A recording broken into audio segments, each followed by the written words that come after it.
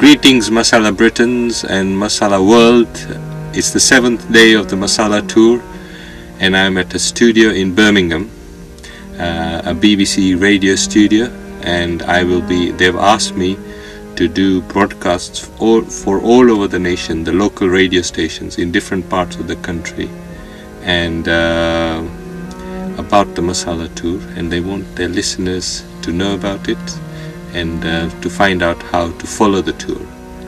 I'll be giving them short examples of the kinds of things we have already done and the kinds of places we will be going to and what they can benefit by following it. Media has tremendous power because it enables one message to go to a large audience at the same time. We are using the power of the internet to become a media source and resource and share information and advice to people from all over the world. The beauty of the internet is that now media has become very democratic and we don't need to go through channels. The BBC has a tremendous reputation, and any help like this of course helps with more people becoming aware of our work, and that is great. So keep following, stay tuned as they say, and remember there's plenty more stories to come. I mean, we've only scratched the surface. We've only done about 20 videos in 7 days, which is pretty good going. Very varied videos. Lots of you are already watching and following, so thank you for that, and stay tuned and we'll give you more. There's still plenty more to do. Shah joins us now. Good morning to you. Good morning. Why did you decide to start this tour? Well, I think there is still a feeling in India that in Britain rather, that India is 3,000 miles away and that we need to board an aeroplane to get there. And I'm finding that there are so many beautiful places representing India and people representing India here in this country, and the Britons are shy to visit. They don't know that these places are open to everyone, and sometimes, like even for example, we just having the Diwali weekend and the Diwali festival, and if you look at the crowds coming to these places, all of which are open to the public, they tend to be mainly Indian. We are living in Britain, and Britons have a love affair with Indian food and Indian clothes and Indian music, but they don't know that these doors are open. So I just want to say welcome. I want to say where these places are. I want to show them. I mean, you know, the most beautiful buildings in this country today, some of the most pristine buildings are being built by the Indian community all over the country, and these pictures are absolutely stunning. I mean, people can see these places when they visit our website and on the Masala tour, and we've filmed many of these places. I mean, some of them are almost the equivalent of the Taj Mahal, but in this country in 2010. Can you believe that? So what do you do on the tour? Because you're coming to Leeds and to Bradford, aren't you? Yes, I am, and I'm going to be hosted by a huge leader within the national Hindu community, Mr. Hasmukh Shah, who has who has been in Bradford for almost 30 years. He's a very successful businessman and such an inspiration to young people all over the country. And he's going to take me to visit businesses, visit award-winning restaurants, and really meet local people doing outstanding work. I'm even meeting the Chief Executive of Bradford City Council, and he's put together such an excellent and varied itinerary. Masala tour of Britain, which arrives in Peterborough on Wednesday at a time when the city's Hindus and Sikhs are celebrating Diwali, or the Festival of Light. Good morning to you, sir. Good morning. Whereabouts in Peterborough are we going to be able to find you on Wednesday then? Well, I'll be staying with my friends Dr. Mansukh Shah and Rashmi Shah, and one of the stories I want to pursue is the master chef in every home. In Indian culture, food is such a central part of life, and there is such a tremendous talent amongst the women in the community all over the country, and they have an oral recipe book which is huge, and they've been trained in cooking and in that art for such a long time that they can do most of the things by memory. And they are not master chefs as we know them, because they don't seek celebrity status. You know, all they want is to make a good meal and feed the family and guests. Take the example of yoga you spoke about earlier. I mean, the yoga teachers in this country, majority of them are non-Indian. You know, it's an Indian art form and an Indian exercise and spiritual form, but it's, you know, practiced by everyone and it's available to everyone. It's improving the national health. You know, and it's preventing people from falling ill. I mean, it's a phenomenal recipe for good health. Now, the Masala tour, I mean, already we have created a channel and a website about the Masala tour, so people can follow, they can watch the videos of these kinds of grassroots stories, and some of them are so fantastic. For example, the Rangoli, which happens in Diwali, it's an art form which is done on the floor, colorful. We've got a film of a lady doing a Rangoli.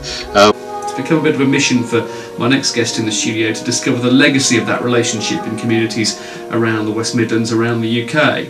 Dr. Atul Shah started the Masala tour of Britain to find out why we have such a love affair with India and how many aspects of the country we now take for granted, which really started in that part of the world. He's gathering your stories as he goes around, and with Diwali being celebrated by Hindus and Sikhs here in the West Midlands this weekend, he's interested in the stories as his tour brings him to Birmingham.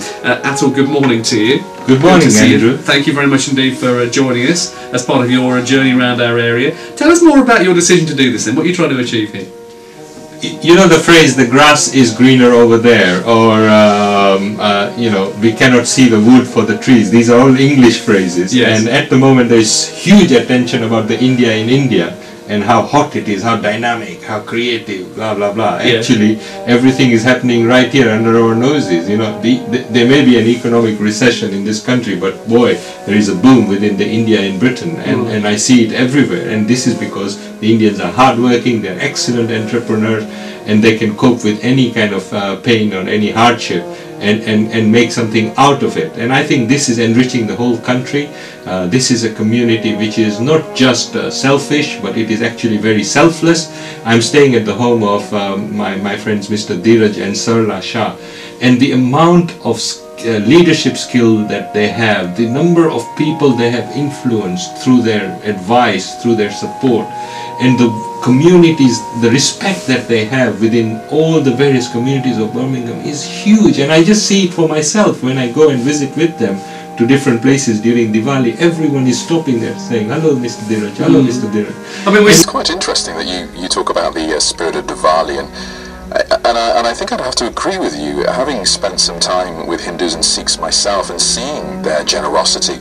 I find that if you go into, for example, a Hindu's house, you will be put in front of the table with food.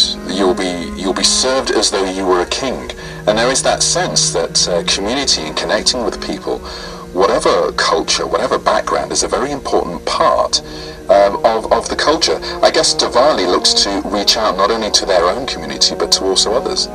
Andy, you gave a fantastic example which is so simple and so practical that anyone can embrace it, and it is this, that if we want to succeed in life, in anything that we do, relationships are very important, and the best way to strike a lasting relationship is through hospitality and warmth.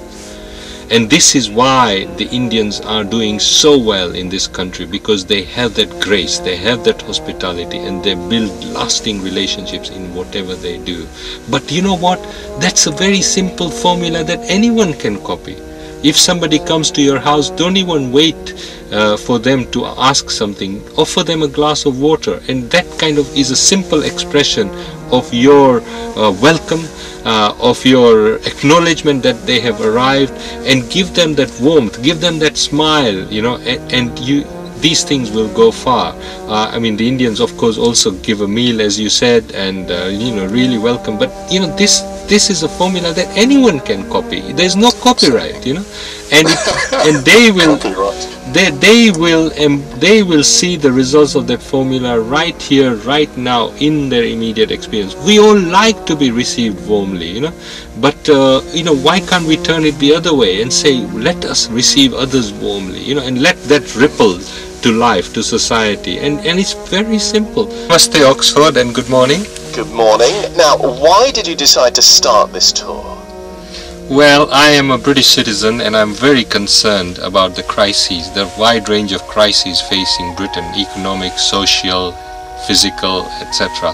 And you know, Indian wisdom is thousands of years old and is actually very relevant for the big problems that we have today, and actually is very alive. So it's not just a theory. If you look at the Indian communities up and down the country and Indian peoples, they are living the wisdom of India in so many ways, and we are capturing this wisdom on film and through articles as we travel along the tour, and people can follow it live online, you know, and all they need to do is Google Masala tour and they'll be able to find all the information. Now, this is the story which I feel is its time has come. I'm making a sacrifice. I'm a social entrepreneur, and I'm really concerned, and I want to share this. I want to build bridges. For example, in Oxford, there is the Oxford Center for Hindu Studies, which is a fantastic center for the wisdom of India, and its study, and it's doing wonderful work in promoting Hindu culture and awareness all over the country and at Oxford. And guess what? Guess who is the founder of the center? An Irishman called Shonaka Rishi Das. I mean, that's a fantastic statement of Shonaka is an amazing chap as well. And it's, how do we sort of put such umbrella over Indian effects here in the UK when it's so multicultural itself? Why do we need an umbrella? Why can't we bring the different nuances and explain them to people and make them accessible and open? I mean, the whole idea is of the world we live in today is we need to open the boxes, we need to connect, we need to see the interconnections between the world, we need to see the world as a source of wisdom, and we need to see that it's not this different cultures are not a threat, but they're actually a source of strength. We can borrow ideas from different cultures and enrich our own life here and now, make it successful, make it happy, make it fun, make it creative. And actually this is what Masala means, variety, and this is why I chose that word, because I want this variety to be understood, to be revealed, to be taken out of the ghettos. You know, I'm also going to stay at the Brahma Kumaris in Newnham, Courtney, and the retreat center. I mean, they are doing phenomenal work, and this retreat center is attracting people from all over the world to Oxford, very quietly and very beautifully, and inspiring the world. It's improving the mental health of the nation. Dr. Atul Shah, I'm afraid we have to leave it there, but we'll make sure there are details of your tour as you get to Oxford online.